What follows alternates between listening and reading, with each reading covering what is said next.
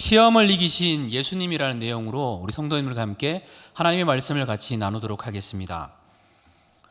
이렇게 기록되어 있습니다. 성령에게 이끌리어 예수님이 시험을 받으셨다. 이 말은 이 시험에는 분명한 의도가 있다는 것을 전제합니다. 이 시험은 신기하게도 이스라엘 백성들이 겪었었던, 출애굽했었던 이스라엘 백성들이 겪었던 그 여정과 예수님이 시험을 받는 이 여정은 동일합니다. 어떻게 이루어졌을까요? 이스라엘 백성들이 출애굽을 합니다.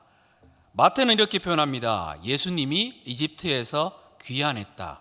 똑같이 내용들이, 이 여정들이 기록이 되어 있습니다. 이스라엘은 홍해를 건넜습니다. 예수님은 요단강에서 세례를 받으셨습니다. 고린도전서에 보면 이것도 같이 예수님의 여정과 이들의 이스라엘 백성들의 여정을 동일하게 표현하고 있습니다. 또한 이스라엘은 광야를 거쳐서 가나안 땅으로 들어갔습니다. 동일하게 예수님도 세례를 받으시고 광야를 거쳐서 하나님의 나라를 선포하십니다. 이스라엘 백성들이 겪었던 이 여정들, 그리고 예수님이 겪는 이 여정은 동일합니다. 그래서 이 마태복음을 보는 사람들은 광야에서 예수님이 시험을 받는 장면을 통해서 이스라엘 백성들이 광야에서 시험을 받던 그 장면들을 떠올릴 수가 있습니다. 무슨 이야기를 하고 싶었던 걸까요? 하나님의 아들인 이스라엘은 실패했습니다. 출애굽의 기적을 경험했었고 수많은 하나님 보여줬던 이적이었음에도 불구하고 이스라엘은 실패했습니다. 하지만 참 이스라엘이신 예수님은 이 시험을 어떻게 하셨을까요? 이 시험을 승리하셨습니다. 하나님의 참 이스라엘, 하나님의 진정한 아들 예수 그리스도가 승리하심을 통해서 우리도 동일하게 승리하기를 원하시는 하나님의 마음이 이 마태복음 4장에 들어가 있습니다. 이것이 왜 그렇게 중요한 걸까요? 사실 시험을 당하면 우리는 이 시험을 사실 이길 수가 없습니다. 사단과 우리가 싸우면 우리는 100% 사단에게 집니다. 하나님의 힘을 가지고 싸워야지 이길 수 있지, 우리의 힘과 어떠함을 통해 가지고 사단을 이길 수 있는 방법은 없습니다. 인류를 보면 그래서 안타까운 모습이 많습니다. 저때 기도하면 좋았을 건데, 저때 이렇게 하면 이겼을 건데, 근데 인류는 이 시험에서 사단에게서 이기지 못하는 모습을 너무나 많이 보이고 있습니다. 예수님은 이 시험을 이김을 통해서 절망에 있는 이스라엘 백성들에게 우리도 동일하게 시험을 이길 수 있다는 것들을 말씀하고 있습니다. 예수님이 시험을 이기신 것처럼 우리도 동일하게 이길 수 있습니다. 예수님이 세례를 받으셨을 때 양용희 교수님은 이렇게 얘기합니다. 이 세례는 자신의 세례를 회개하는 이스라엘의 회개로 간주한 것이다. 예수님이 세례 받으신 것은 이스라엘이 회개하는 것과 동일하게 간주한 것처럼 예수님의 승리는 우리도 동일하게 예수님 안에 있기 때문에 우리도 동일하게 승리한다는 것을 말해주고 있습니다. 첫사람 아담은 실패했지만 예수님이 승리하신 것처럼 예수님 안에 있는 우리는 반드시 승리하게 되어 있습니다. 우리 옆에 있는 분한테 이렇게 얘기할까요? 당신은 반드시 승리합니다. 그러면 예수님은 이 시험을 어떻게 승리하셨는지 이 세 가지 시험을 통해서 같이 한번 살펴보도록 하겠습니다. 먼저 사단의 첫 번째 시험을 살펴보겠습니다. 말씀 같이 한번 읽어볼까요? 마태복음 4장 3절 말씀입니다. 자, 시작. 시험하는 자가 예수께 나와서 이르되 내가 만일 하나님의 아들이거든 명하여 이 돌들로 떡덩이가 되게 하라. 40일 밤낮을 예수님께서는 금식하셨습니다. 줄이신 거죠. 예수님의 40일의 금식은 이스라엘 백성들의 40년간의 굶주림과 연관되어 있습니다. 예수님도 마찬가지로 인간의 몸을 입고 왔기 때문에 40일을 굶주린 예수님은 당연히 배고픕니다. 이 시험은 굉장히 큰 겁니다. 40일을 굶주린 예수님에게 사단이 말합니다. 하나님의 아들이거든 이 돌들로 떡덩이가 되게 하라. 이스라엘 백성들의 시험도 마찬가지였었죠. 먹을 거에 대한 시험이었습니다. 40년의 시간 동안 굶주렸습니다. 그때 하나님께서 만나와 메추라기를 보내셔가지고 이스라엘 백성들을 먹이셨습니다. 하지만 이스라엘은 어떻게 했던 걸까요? 원망하고 불평하면서 철저하게 실패했습니다. 아담과 하와도 동일하죠. 선악과 먹는 거에 대한, 어떻게 보면 먹는 거에 대한 시험이었습니다. 아담 안에 있는 이스라엘 백성들은 동일하게 이 먹는 거에 대한 시험에서 실패했습니다. 아담 안에 있는 어느 누구도 사실은 이 먹는 거에 대한 시험에서 성공할 수 있는 사람은 없습니다. 하지만 예수님은 이 시험에서 이기셨습니다. 마찬가지로 아담 안에 있는 우리가 아니라 예수님 안에 있는 우리도 마찬가지로 이 시험에서 이길 수 있습니다. 이 시험을 이길 수 있는 사람들은 예수님 안에 있는 사람밖에 없습니다. 그런데 이 시험을 좀 더 깊게 살펴보다 보면 이 시험에는 더 깊은 의미가 들어가 있습니다. 사단은 강조합니다. 2번에 걸쳐서 너 하나님의 아들이면, 네가 하나님의 아들이면 이렇게 해보라라고 말하고 있습니다. 이 말에는 큰 뜻이 들어가 있습니다. 사실 하나님의 아들은 굶주릴 필요가 없습니다. 그 뒤에 봐도 예수님은 놀라운 기적들을 사람들에게 행하셨습니다. 예수님은 분명하게 돌을 떡덩이가 되게 하실 수가 있습니다. 그런데 왜 이것이 예수님에게 시험이었던 걸까요? 이것이 저희한테는, 사단이 저희한테 돌들로 하여금 떡덩이가 되게 하라, 이런 거는 저희한테는 시험이 아니거든요. 왜 저희한테는 시험이 안 될까요? 못하잖아요. 돌을 가지고 떡덩이가 되라고 명했는데 실제로 떡덩이가 될까요? 안 되거든요. 앞에 여러분 보면 앞에 있는 사람한테 하면 좀 그렇네요. 앞에 있는 의자한테 금의자가 되라 한다 그래가지고 그 의자가 금의자가 될까요? 안 되거든요. 우리한테는 이 시험이 우리한테는 이 시험이 아무런 의미가 없습니다. 하지만 예수님에게는 굉장히 큰 의미가 있습니다. 어떤 의미가 있는 걸까요? 이건 굉장히 강력한 전략입니다. 사단은 어떻게 하거든 예수님으로 하여금 강력한 하나님의 아들로서 이 시험을 받게 하기를 원합니다. 왜 그랬던 걸까요? 예수님은 인간의 몸을 입고 이 땅에 오셨습니다. 참 인간이시고 흠없는 인간으로 이 땅에 오셔서 우리를 위하여 십자가에 죽으셔야지만 예수님의 구원이 우리의 삶을 통하여 이루어집니다. 예수님의 사랑과 은혜가 우리의 삶에 흐릅니다. 그런데 만약에 예수님이 굶주리셔서 사단의 말을 듣고 그래 내가 이 돌을 떡덩이가 되게 할게 하고 그렇게 했다면 어떻게 되는 걸까요? 예수님은 하나님의 아들로서만 오신 예수님의 모습이 됩니다. 인간으로서의 역할을 실패하게 만드는 것, 사단의 목적은 여기에 있습니다. 하나님의 아들로서만 행해라. 근데 만약 예수님이 그렇게 했다면 우리 중에 누구도 예수님의 구원을 받을 수 있는 사람은 없습니다. 하나님의 아들로서만 그렇게 했기 때문이죠.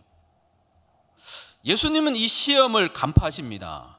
그리고 하나님의 말씀을 통하여 이 시험을 이기십니다. 마태복음 4장 4절 말씀입니다. 같이 한번 읽어볼까요? 자, 시작. 예수께서 대답하여 이르시되 기록되었으되 사람이 떡으로만 살 것이 아니요 하나님의 입으로부터 나오는 모든 말씀으로 살 것이라 하였느니라 하시니. 네. 하나님의 뜻이 아니기에 예수님은 신적인 능력을 여기서 사용하지가 않습니다. 옆에 있는 분한테 한번 이렇게 얘기해 볼까요? 사단의 말은 하나님의 말씀으로만 이깁니다. 네. 사단의 유혹과 이 말을 예수님은 하나님의 말씀으로 이 시험을 이깁니다. 그리고 말씀에 나오는 것처럼 나는 떡으로만 사는 것이 아니라 하나님의 말씀으로 살아간다는 이 신명기 말씀을 인용하면서 이 말씀을 이깁니다. 풍부에 처했었던 아담과 하와는 선악과를 따먹었습니다. 어쩌면 굶주림에 처했던 이스라엘 백성들도 이 시험에서 무너졌습니다. 하지만 예수님은 이 시험 가운데 분명하게 말하고 있습니다. 나를 행복하게 만드는 것은 떡이 아니라 하나님의 말씀, 나를 살게 하는 것은 하나님의 말씀으로 말하고 있습니다. 이 말씀을 지키는 길은 어떤 길이었을까요? 40일을 굶주린 예수님이 배고픈 거거든요. 어쩌면 힘든 시간입니다. 하지만 하나님의 뜻이 그게 아니니까 하나님의 말씀을 붙잡고 예수님 이 배고픔이라고 말한 이 길을 걷습니다. 그리고 분명하게 증명합니다. 하나님 말씀이 나를 살리는 것이라고 말하고 있습니다. 하나님의 말씀을 따르는 이 길이 우리로 하여금 행복이라고, 예수님이 시험을 통해서 하나님의 말씀을 붙잡으라고, 이 말씀이 나를 살리고 이 말씀대로 가는 길이 행복한 길이라고 말합니다. 많은 분들은 풍요를 원합니다. 하지만 바울은 말합니다. 내가 풍부에 처하나 비천에 처하나 내가 만족하는 것을 배웠다라고, 내게 능력 주시는 자에서 내가 모든 것을 할 수 있다라고. 자족하는 법을 배운 바울은 이렇게 말하고 있습니다. 풍부에 처한 것이 잘못도 아니고 비천에 처한 것이 잘못도 아닙니다. 바울에게 가장 중요했던 것은 하나님의 말씀이었습니다. 예수님 마찬가지입니다. 예수님에게 가장 중요한 것은 하나님의 말씀이었습니다. 예수님은 이것을 붙잡았습니다. 나를 진짜 행복하게 만드는 것은 하나님의 말씀이다. 그래서 사단의 말을 하나님의 말씀으로 이깁니다. 이 이기는 은혜가 우리 성도님들에게 가득하시기를 축복합니다. 둘째는 무엇일까요? 마태복음 4장 5절부터 6절까지의 말씀입니다. 같이 읽겠습니다. 자, 시작. 성전 꼭대기에 세우고 이르되 내가 만일 하나님의 아들이거든 뛰어내리라. 기록되었으되 그가 너를 위하여 그의 사자들을 명하시리니 그들이 손으로 너를 받들어 발이 돌에 부딪히지 않게 하리로다 하였느니라.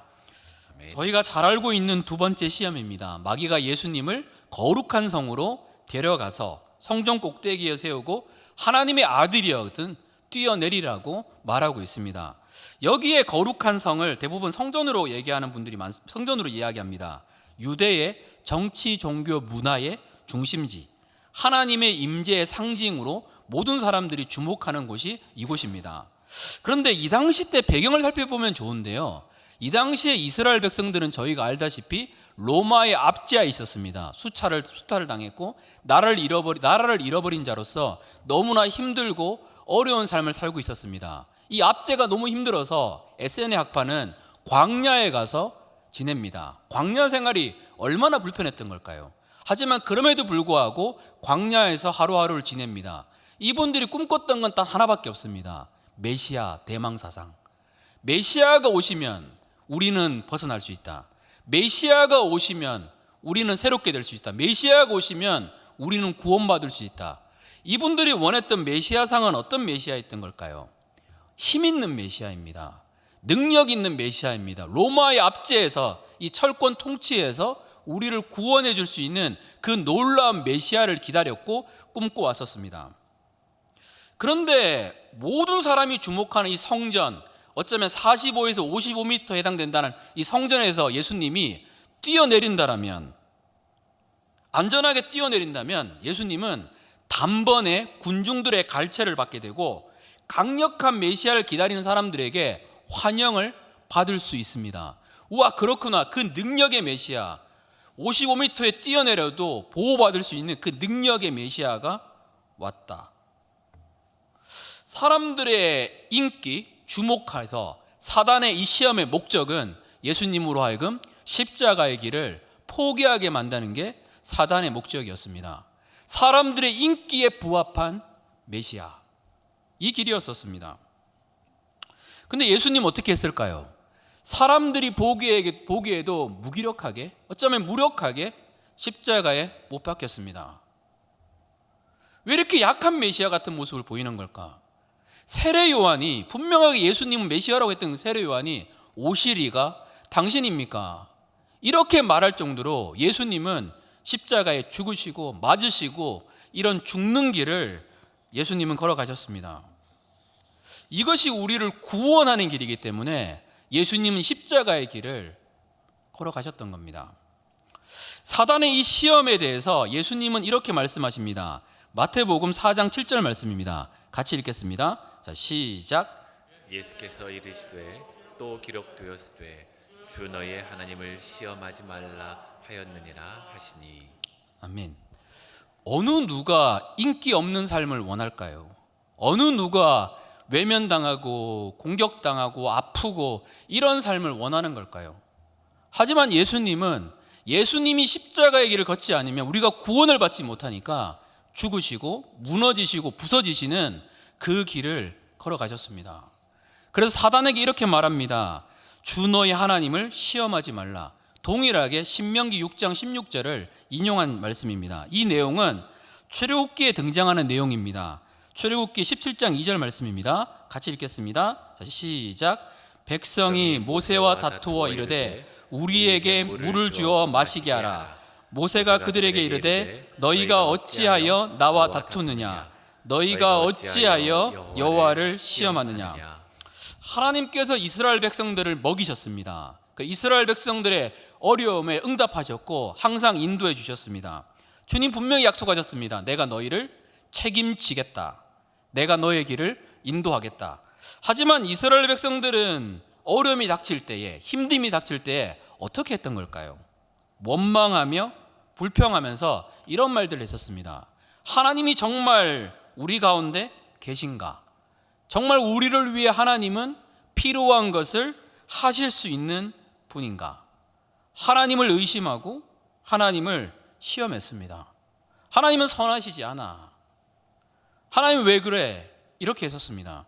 하지만 참 이스라엘이신 예수님은 이렇게 얘기합니다. 주 너의 하나님을 시험하지 말라. 진짜 신뢰의 관계가 있으면 테스트하지 않습니다. 예수님은 여기에 대해서 테스트하지 않습니다. 이 십자가의 길을 걷는 게 쉬운 길 아니거든요. 모든 명예를 잃어버릴 수 있고 외면을 당하는 이 길이 쉽지가 않습니다. 하지만 그 길을 걷는 예수님은 하나님의 그 선하심, 하나님의 그 아름다우심을 끝까지 신뢰했고 끝까지 붙잡았습니다. 시험을 이길 수 있는 길은 무엇일까요? 단순합니다. 하나님의 선하심을 끝까지 믿는 겁니다. 달라스 윌라드라는 사람이 있습니다. 하나님의 모략이라는 책을 지었고 이 시대의 영성가라고 불리는 분입니다. 이분이 인생의 마지막에서 그동안 마지막을 마치면서 깨달은 것들을 적고 싶어서 어떤 분을 불러서 내용을 적습니다. 그럼 마지막 수업이라는 내용으로 시중에 판매가 되었습니다. 여기 보면 이런 내용이 있습니다. 정말로 기독교인들이 기억해야 될 게 있는데, 기독교인들이 어려움에 빠질 때, 힘들 때 어떠한 상황에도 기억해야 될 것이 있는데, 이것만 잊어버리지 않으면 반드시 승리할 수 있는 길이 있다. 그것이 무엇이냐 물어보니까 이거였습니다. 하나님의 선하심을 끝까지 붙잡는 것. 사단은 이것을 건드립니다. 왜 내 삶 속에 이런 일이 있었지? 왜 내 삶 속에 이렇게 아픈 일이 있었지? 하나님은 선한 것 같지 않아. 하나님은 나를 사랑하는 것 같지가 않아. 그 속에서도 하나님의 선하심을 붙잡을 수 있다면 우리는 이 시험을 이길 수가 있습니다. 환난과 어려움이 있었는데 도리어 환난과 어려움을 예수님은 가셨습니다. 내 삶에 환난이 있고 어려움이 있고 비천이 있다 그래가지고 내 삶이 잘못된 길을 걷는 것이 아니라 그럼에도 불구하고 하나님의 아름다운 길을 걷고 있을 가능성이 높습니다. 그 주님의 선하심을 붙잡을 수 있다면 주님은 우리의 삶에 반드시 역전을 이룰 수 있습니다. 저는 고등학교 때 다녔던 교회가 있습니다. 청도의 이서교회라는 교회인데 고등학교 2학년 때 담임 목사님께서 교회에서 설교를 하라고 얘기를 하셔가지고 고등학교 2학년 때 뭐 알지도 못하고 그랬었는데 중고등부를 대상으로 말씀을 전했습니다. 그렇게 말씀을 전하고 난 다음에 너무 재밌는 거예요. 말씀을 전하는 것이. 말씀을 연구하고 사실 이제 유명한 목사님 설교 똑같이 따라했거든요. 내가 어떻게 성경을 알겠어요. 그러니까 설교지 보면서 따라했는데 갑자기 이상한 일이 있는 거예요. 친구들이 방언 받는 애들도 있고 6명에 시작했었던 중고등부가 80명까지 부흥이 됐어요. 자신감이 있었거든요. 하나님 분명하게 나를 사용하실 수 있겠다. 이런 마음도 있었습니다. 그래서 고3을 마치고 신학을 하고 싶었고 목사가 되고 싶어서 담임 목사님께 찾아가서 목사님 신학을 하고 싶습니다. 그래서 목사님이 저는 이야 그래 원철아 해라 이럴 줄 알았는데 목사님이 딱 그러시는 거예요. 하지 마라. 네? 목사님 보셨잖아요. 지금 우리 지금 2년 동안 기도하는 사람들이 얼마나 많아졌어요? 목사님이 보지 왜요? 그러니까 일반 대학에 가고 직장 생활하면서 일반 성도님들이 어떻게 사는지 보라고. 그 충분히 보고 난 다음에 목회도 안 늦으니까 일반 대학 가고 하라고 이렇게 얘기를 해주시는 거예요. 그래서 알겠습니다. 순종하는 마음으로 순종하고 역사를 전공했습니다. 사역 그리고 난 다음에 직장 생활을 하고 이렇게 나갔는데 대학교 1학년 초반 때는 재밌었던 것 같아요. 대학교 1학년 때 가서 막 복음을 전할 확신들이 있었거든요. 그래도 이제 역사 교육을 전공하면서 가자마자 했던 게 우리 그 과 동아리를 만들었습니다. 첫날 그 신입생 친구 한 명을 만나서 복음을 전했는데 예수님을 믿는 거예요. 그러니까 계산이 딱 나오더라고요. 40일을 전도하면 다 예수님 믿겠다. 그리고 둘째 날 열심히 기도하고 복음을 전했는데 다 안 믿는 거예요. 얘 혼자 믿었고 4년 동안 얘 혼자 믿었고 아무도 안 믿었어요. 이건 뭐 안 되더라고요. 그리고 시간상 얘기할 수 없지만 직장 생활하면서 학교 생활하면서 군 생활하면서 처절한 절망을 경험하게 되더라고요. 진짜 할 수 없구나. 내가 미쳤었구나. 나는 목회자가 하면 안 되겠다. 그래서 목회를 안 하기로 마음먹었습니다. 목회는 절대 안 하겠다. 무슨 일이 있더라도 나는 목회 안 한다. 나는 교사로 살 거지 절대 목사를 안 한다. 이 마음을 가지고 움직였고 지냈었습니다. 근데 이게 참 신기한 것 같아요. 절대 안 하겠다 이러면 이게 하게 되는 경우들이 많아요. 여러분도 혹시 절대라는 말은 하지 마십시오. 제 안에도 나는 절대 사모가 되지 않겠다 했는데 사모돼 있어요. 네. 이게 좀 신기한 것 같아요.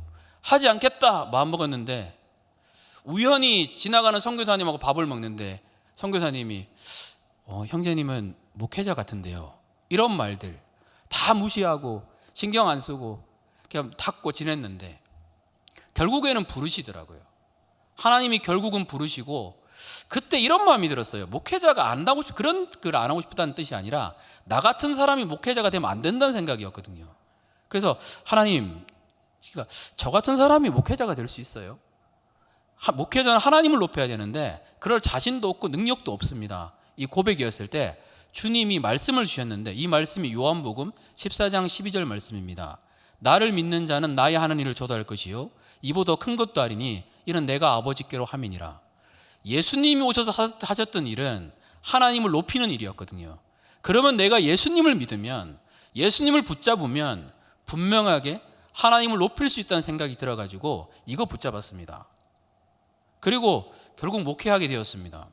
사역지 보낼 때 굉장히 기대했었어요. 하나님은 어떤 곳으로 보낼까 기대했는데 처음에 보냈던 사역지가 노숙인들 사역하는 곳이었습니다. 담임 목사님이 참 전도에 열정이 있으신 분이셨는데 지하철 지금은 하면 잡혀가는데 지하철 앞에다가 타이어 같은 거 하나 놔두고 마이크 딱 주시고 설교하라고 설교의 기회를 주신다고. 그럼 마이크 딱 들고 거기서 사람들에게 설교를 합니다. 여러분 나 이상한 얘기 안 했거든요. 지옥 간다는 얘기도 안 했고 그냥 이렇게 여러분 하나님이 여러분을 사랑합니다. 그러면 굉장히 아리따운 자매님이 지나가면서 술이 취하신 것 같아요. 그리고 지나가면 따뜻한 말을 하고 지나가시더라고요. 한마디만 더 하면 죽여버리겠다. 와 일상인 것 같아요. 맨날 죽여버리겠대요. 이런 얘기들을 하면서 그냥 절망인 것 같아요. 노숙인들 사역을 하는데 노숙인분들 참 전 여전히 무서워요. 안 무서운 분도 있더라고요. 저는 무서워요. 설교를 하시면 설교를 이렇게 딱 하면 갑자기 벌떡 일어나가지고 하나님이 어디 있어? 그러면 앉아주세요. 부탁하고 그렇게 하게 되더라고요. 참 이해가 안 됐어요. 하나님 그렇게 쌩쌩할 때 불러주시지 이제는 진짜 하기 싫을 때 진짜 못하겠다고 할 때 하나님 왜 불러주셨어요? 아직도 모르겠어요. 근데 하나 확신할 수 있는 것은 이거예요. 지금까지 저의 삶을 인도하신 하나님은 선하셨거든요. 그리고 앞으로의 삶도 선하시다는 것을 믿습니다. 저같이 부족한 사람도 있어야 되잖아요. 완벽한 목사님만 있는 게 아니라 이런 사람도 있어야지 사람들이 소망을 가지는 것처럼 하나님께서 그 선하신 하나님께서 또 아름다운 일을 이루실 것을 믿습니다. 우리 성도님들이 옆에 문화되면 이렇게 한번 고백할까요? 당신은 하나님께 너무나 귀한 사람입니다.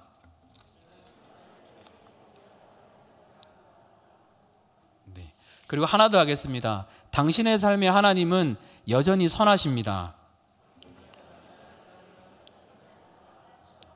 아멘. 마지막 세 번째 사단의 시험인데요, 마태복음 4장 8절부터 9절까지의 말씀입니다. 같이 한번 읽어볼까요? 자, 시작. 마귀가 또 그를 데리고 지극히 높은 산으로 가서 천하만국과 그 영광을 보여 이르되 만일 내게 엎드려 경배하면 이 모든 것을 내게 주리라. 아멘. 이 시험은 어떤 걸까요? 마귀가 예수님을 데리고 높은 곳으로 산으로 올라갔었습니다. 천하만국과 영광을 보여주고 이렇게 얘기합니다. 내게 엎드려 경배하면 이 모든 것을 내게 주리라. 어떤 시험이었던 걸까요? 이 시험의 본질은 예수님의 가장 약한 것을 건드리는 시험이었습니다. 예수님의 가장 약한 것이 뭐였을까요? 겟세마네 동산에서 그것이 드러납니다. 하나님, 이 잔을 내게서 옮기시옵소서. 그러나 나의 원대로 마옵시고 아버지의 뜻대로 하옵소서. 예수님에게 십자가의 고통이 힘들어서 이런 기도를 했던 걸까요? 아니거든요.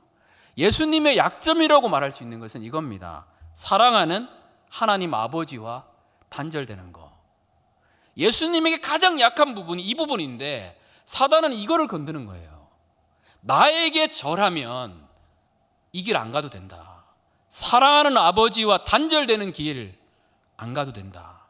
나에게 절하라. 엄청난 유혹이거든요. 사랑하는 아버지와 단절을 하지 않아도 되는 거. 하지만 예수님은 우리가 구원받으려 그러면 십자가의 길을 가지 않으면 우리의 구원이 이루어지지 않습니다. 그래서 예수님은 십자가의 길을 선택하고 그 길로 갑니다. 이런 말들이 많습니다. 꽃길을 걸어라, 편한 길을 가라, 쉬운 길로 가라. 사실 그런 길은 존재하지가 않습니다. 예수님은 이 십자가의 길을 걸으셨습니다. 그리고 이렇게 말씀하십니다. 마태복음 4장 10절 말씀입니다. 같이 읽겠습니다. 자, 시작. 이에 예수께서 말씀하시되 사탄아 물러가라.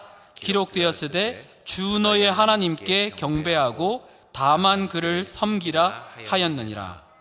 주님은 이렇게 얘기합니다. 너에게 경배하지 않는다. 설령 나의 가장 소중한 것을 잃어버릴지라도 나는 주님이 말씀하신 이 십자가의 길을 가겠다. 내가 경배할 대상은 다른 누구가 있는 게 아니라 내가 진짜 경배할 대상은 우리 하나님 여호와밖에 없다. 예수님의 싸움은, 예수님의 이 시험의 이 과정은 이 말씀을 통하여 이기는 과정이었습니다. 예수님은 이야기합니다. 어떤 순간에도 나는 하나님을 예배할 것이다. 사단을 예배하는 것이 아니라 하나님을 예배하고 하나님이 기뻐하시는 십자가의 길을 걷는다라고 우리에게도 동일하게 말씀하고 있습니다. 이 이야기를 하고 말씀을 좀 마쳤으면 좋겠습니다. 신앙생활에 예배할 때 가장 어려움이 무엇일까요? 예배할 때 어려움이라고 이야기하면 느껴지지 않을 때 아닐까요? 하나님의 사랑을 들었는데 어떤 사람은 하나님을 만나고 하나님을 경험하고 울고 있는데 나한테는 아무 느낌이 없을 때에, 어떤 분들은 정말로 놀라운 간증이 있고 놀라운 역사가 있는데 나한테 그 역사가 없을 때에 힘들지 않을까요? 근데 성경을 보면 주님이 이렇게 말씀하십니다. 보지 않고 믿는 자들이 복되도다. 이건 뭘까요? 보지 않고 믿는 자들이 복되도다. 요한복음이 기록될 당시의 제자들에게, 그 당시에 십자가에 못 박혀 죽거나 짐승에 찢겨주는 사람들에게 아무리 책들을 읽어봐도 다니엘처럼 사자의 입이 봉해졌다라는 기록, 이런 기록은 전혀 존재하지가 않습니다. 사자에게 죽었어요. 어쩌면 무기력했거든요.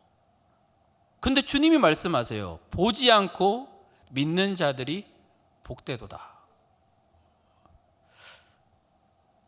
고등학교 1학년 때 두란노 경배와 찬양인들을 갔습니다. 4시간 찬양하길래 깜짝 놀랐어요. 뭐 이런 데가 다 있나? 어떻게 찬양을 이렇게 길게 하냐? 근데 더 신기했던 거는 찬양을 하는데 사람들이 넘어져요.